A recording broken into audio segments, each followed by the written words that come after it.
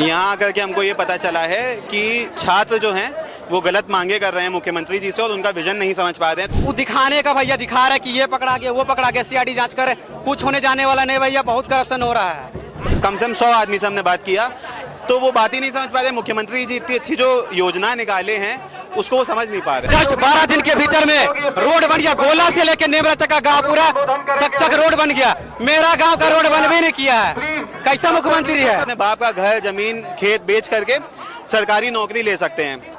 भाई जो बच्चा पढ़ नहीं पा रहा उसके लिए क्या फेयरनेस होगी? जो आदमी इतने सालों तक करप्शन करके पहुंचा होगा ऊपर, उसकी मेहनत बर्बाद नहीं चली जाएगी। जिसके पास पैसा नहीं है वो ईएमआई का ऑप्शन ले सकता है। 5 लाख रुपए आप दीजिए और उसके बाद ईएमआई का ऑप्शन आपको मिल जाएगा, फाइनेंस करा सकते हो अपनी सीट। यही मेरी मांग है। नमस्कार, जोहार। मैं दिवेश भारती और आप देख रहे हैं सार भारत। आज हम फिर से मौजूद हैं रांची के जसपाल सिंह मुंडा स्टेडियम में, जहां पर झारखंड के छात्रों के द्वारा विशाल आंदोलन किया जा रहा है। एक तरफ आज से सदन चालू है और कल सदन का दूसरा दिन है, जहां विपक्ष सरकार को सदन में घेरेगी, वहीं छात्र सरकार को जमीन से घेरने के लिए तैयार है। यहां पर कुछ छात्रों से बात करेंगे और जानेंगे कि उनका क्या कहना है। मेरा घर का स्थिति इतना खराब है, मेरा भाई आज 7 से 8 साल से यूपीएससी का और जेपीएससी का तैयारी कर रहा है। तो धांधलीगिरी चल रहा है, 25 लाख में दे दिए, 40 लाख में दे दिए, 1 करोड़ में 1.5 करोड़ में डील हो रहा है। तो बाकी मिडिल क्लास वाला फैमिली क्या करे? इसका बाप किसान है, धान बेच रहा है, ये कर रहा है, क्या करेगा?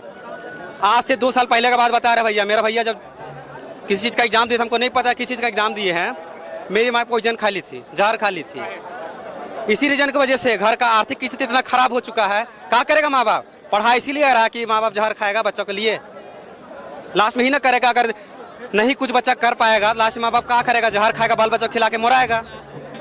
वो दिखाने का भैया दिखा रहा है कि ये पकड़ा गया वो पकड़ा गया, सीआईडी जांच करे, कुछ होने जाने वाला नहीं भैया, बहुत करप्शन हो रहा है। माननीय दिसुम गुरु स्वर्ग हमारे दादा जैसे लगते हैं, वो जब स्वर्ग हुए थे ना 4 अगस्त के दिन, जस्ट 12 दिन के भीतर में रोड बन गया, गोला से लेकर नेमरा तक का गांव पूरा चकचक रोड बन गया। मेरा गांव का रोड बनवे नहीं किया है, कैसा मुख्यमंत्री है। मेरा गांव का रोड तो बनवे नहीं किया। चाचा महोदय, अभी भी वक्त है, सुधर जाइए। नहीं सुधरिएगा ना, जो कुर्सी में बैठे ना, चारों पहिया तोड़ देंगे और भगा देंगे आपको। जय झारखंड। कानपुर से क्यों आए हैं रांची? छात्रों को समर्थन देने। छात्रों से क्या पता चला है यहाँ के बारे में? यहाँ आकर के हमको ये पता चला है कि छात्र जो हैं वो गलत मांगे कर रहे हैं मुख्यमंत्री जी से और उनका विजन नहीं समझ पा रहे हैं। तो मैं चाह रहा हूँ कि छात्र किसी तरह मुख्यमंत्री जी जो जनता के लिए इतना ज़्यादा सोचते हैं और सिर्फ सोचते हैं, उनके विजन के साथ में कुछ समन्वय बैठा सकें।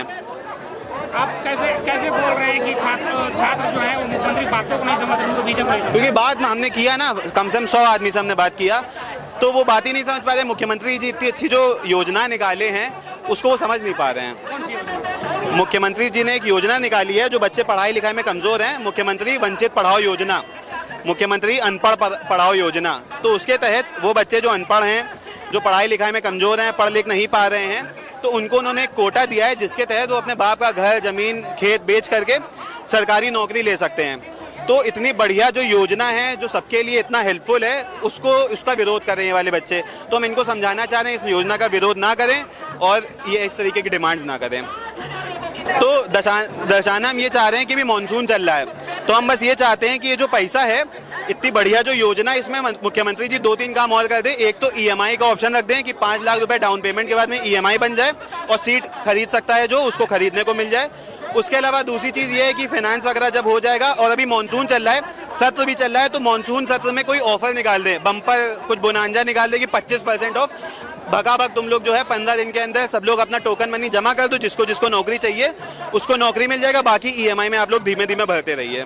रांची में बहुत बढ़िया बढ़िया वाटरफॉल है, और जैसे हम स्टेशन के बाहर निकले तो वहाँ पे भी हमको एक वाटरफॉल दिखा था, उसका वीडियो हम बनाए थे, बहुत बढ़िया था। वहाँ पे नाव नहीं थी तो हमको रैपिडो करनी पड़ी। 25% सीटें बेच दो और बाकी में लोगों को कॉम्पिटिशन करने दो, तुम भी कमाओ हम भी खुश रहें। तो फिर फेयर कैसे होगा? 25%? यही तो फेयर है, 25% कोटा दे दिया गया है ना भाई। जो बच्चा पढ़ नहीं पा रहा उसके लिए क्या फेयरनेस होगी? जो आदमी इतने सालों तक करप्शन करके पहुंचा होगा ऊपर, उसकी मेहनत बर्बाद नहीं चली जाएगी? तो उसकी मेहनत को भी तो आप रिवॉर्ड करोगे। 25% में यदि घुसाएंगे तो सभी नेता में कैसे बटेगा, क्योंकि नेता तो चुनाव नहीं तो- जीतने के लिए तो पैसा खर्च करते वो रिकवरी तो सिर्फ एजुकेशन थोड़ी है, कोयले की खदानों से भी तो जा रहा है। पीडब्ल्यूडी में जो सड़कें टूटी पड़ी हुई हैं पूरे शहर की, यहाँ पे उसका पैसा नहीं जा रहा होगा नेता के पास में? क्या कमीशन नहीं जा रहा होगा? एक ही जगह से पूरा पैसा कमाओगे क्या भाई?